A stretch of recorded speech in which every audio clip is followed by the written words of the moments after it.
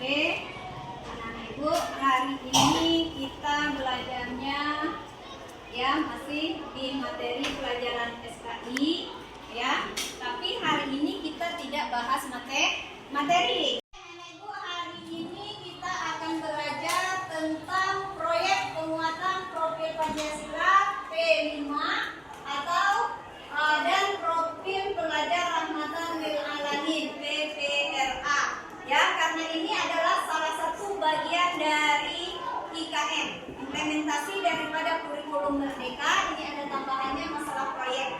Nah, apa itu P5 dan PPRA? Ya, pelajar Pancasila merupakan pelajar sepanjang hayat.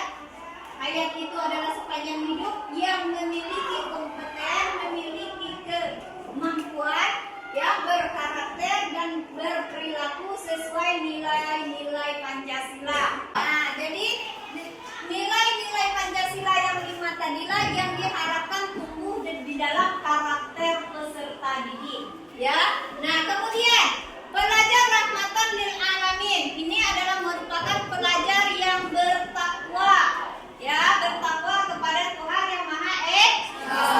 Kemudian berakhlak mulia, dalam kesehariannya dia harus memiliki akhlak. Ini adalah cerminan kita sebagai orang Islam. Kemudian serta beragama secara moderat. Beragama secara moderat ini nanti ada nilai-nilai yang moderasi beragama. Sekarang lihat. Nah, inilah karakter yang diharapkan tumbuh di dalam diri peserta didik. Ya, karakter P5 dan PPRA. P5 ini karakternya ada 6. Pertama, beriman, bertakwa kepada Tuhan Yang Maha Esa, berkebinekaan global, bergotong royong, mandiri, bernalar kritis dan kreatif. Ya, ini kan ada kan dalam lagu kan diterapkan. Nah, apa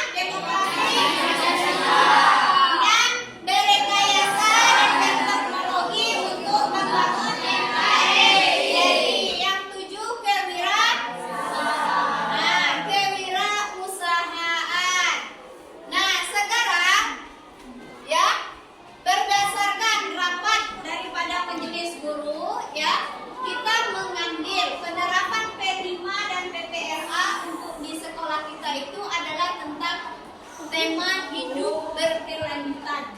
Ya, hidup berkelanjutan.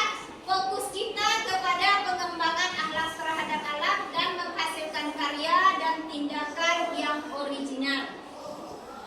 Ya. Nah, sekarang lihat. Kita akan melihat.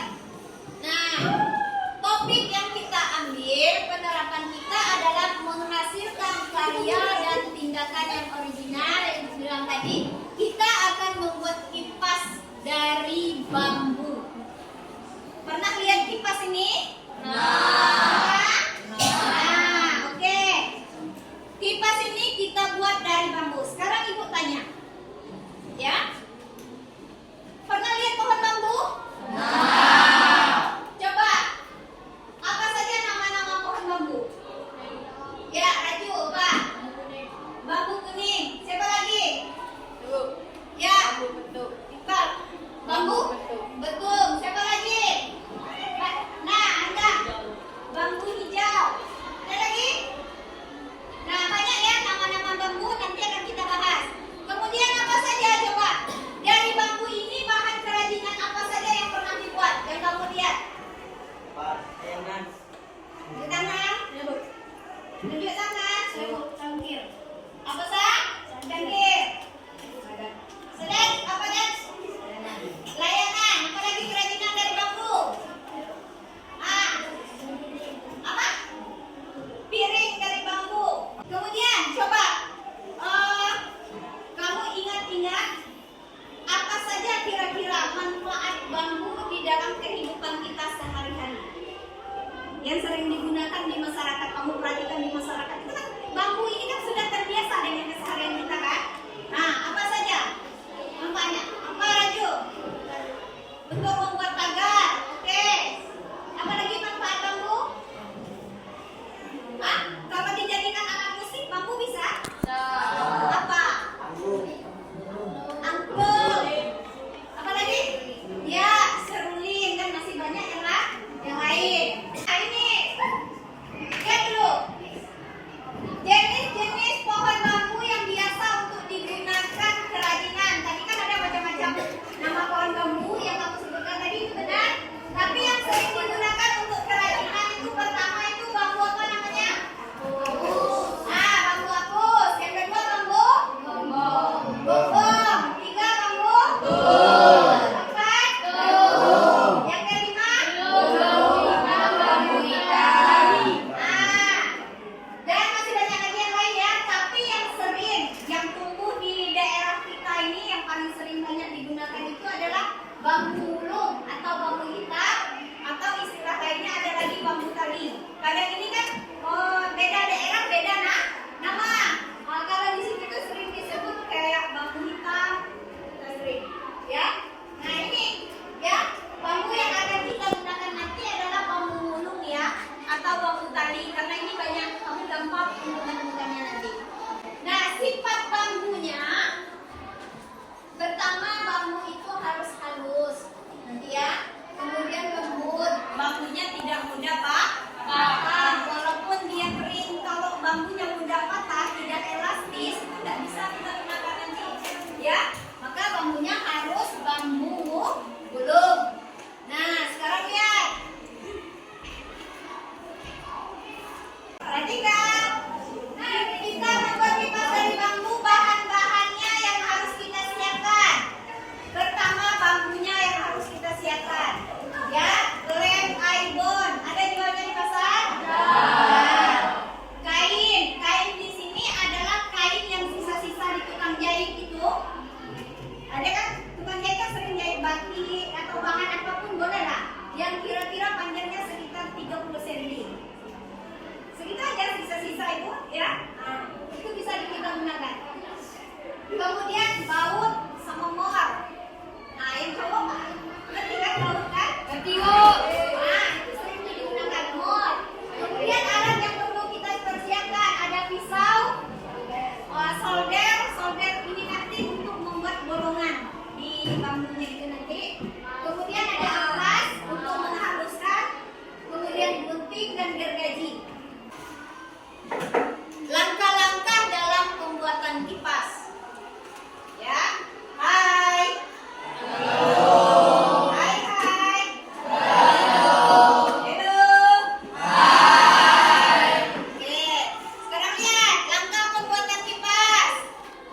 Yang jelas pertama kita harus menebang bambu. Nah, nanti kalau dalam menebang bambu, ibu sarankan anak-anak ibu dampingi aja orang tua yang cari bambu. Di dekat rumah siapa yang banyak bambu? Di dekat rumah siapa ada bambu? Randa ada bambu? Oke. Ya, nanti bisa ya. Nanti kan ibu bikin kelompok kamu. Jadi silakan nanti ke rumah Pati atau Randa. Dan ikut pengajian kan dekat rumah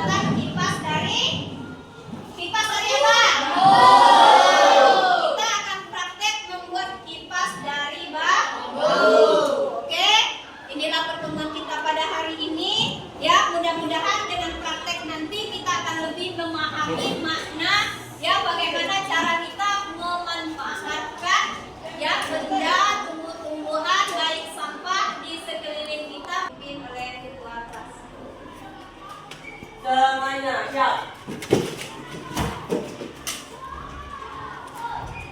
Berdoa dimulai.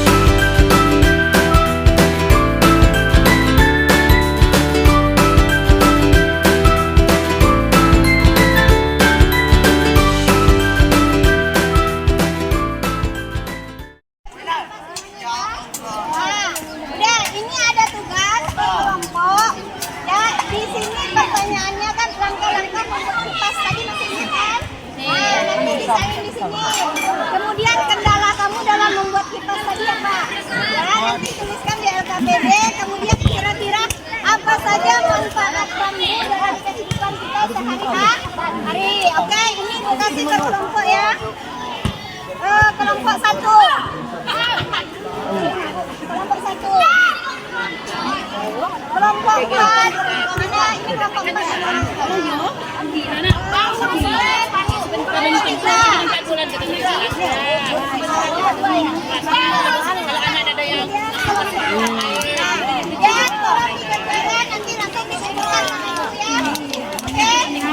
Silakan dikerjakan.